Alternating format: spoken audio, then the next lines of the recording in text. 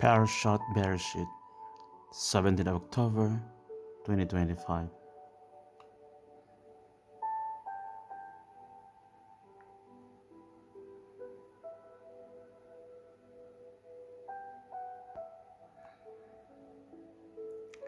At the beginning of the Jewish New Year, we're invited to reflect on the beginning of the Torah reading, Bereshit, in the beginning, because it is the beginning of the Torah and the account of the definitive beginning of everything. The richness of interpretation is immense. Given that we are speaking of the beginning, the natural curiosity is to seek to know precisely when what is described happened and how this act of beginning occurred. In fact, we ask questions entirely related to creation, things that have beginning and an end, and we don't take into account the nature of the text, which is theological and in no way intended to be a historical account. Therefore, if we ask a historical question to a theological text, we won't get the answer we seek, and what we find is not what the text intended to say.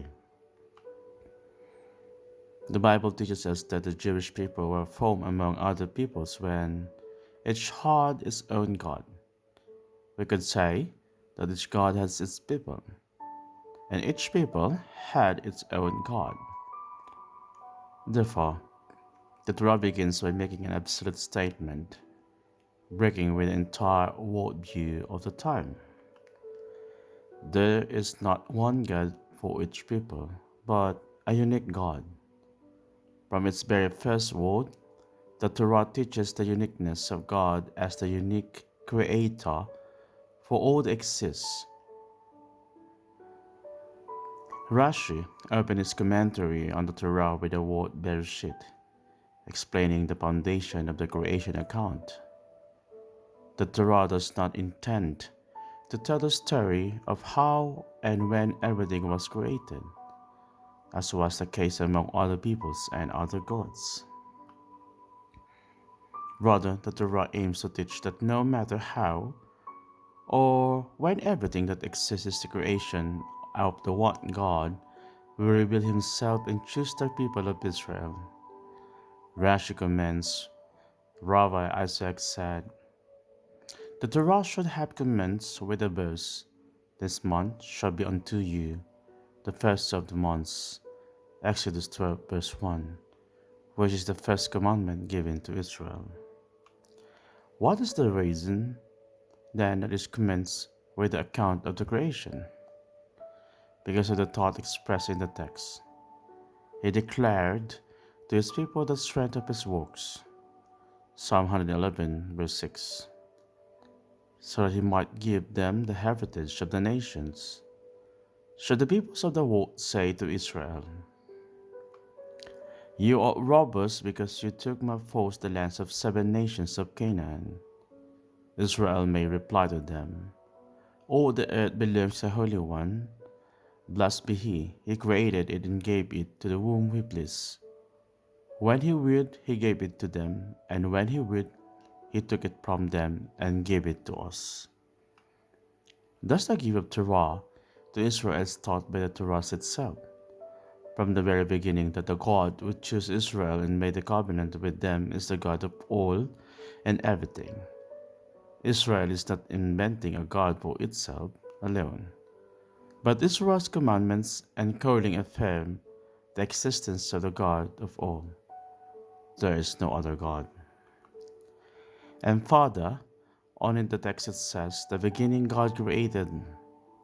Rashi says, this expression means darshini, from the same root of midrash, that is seek me, search me, explain me, the Torah from its very beginning challenges the community of Israel and those who read it to seek in depth as seeking God. Therefore, it should not be a simple disinterested reading or study, but to know that what God is trying to say behind the words. This teaches us that the Word of God from the very beginning invites us to search of God, who himself is seeking and wants to be searched for, in who speaks in the scriptures to be known, heard, listen to, and obey. In this way, we are invited to seek, search God to find Him, an attitude that makes it searching. The Torah teaches that Bereshit does not want to report historical data from the beginning of creation, but teaches us that when there was the beginning, Bereshit, this moment belongs only to God. It was only God who created heaven and earth and everything else that exists. We can be drawn from it that we should not be preoccupied with the text historically, but it is not history and is not intended to report historical data.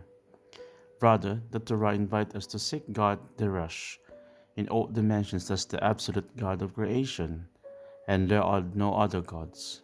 Therefore, the question of the text should be not when it was created, but who created it, and not how it was created, but why did God create it.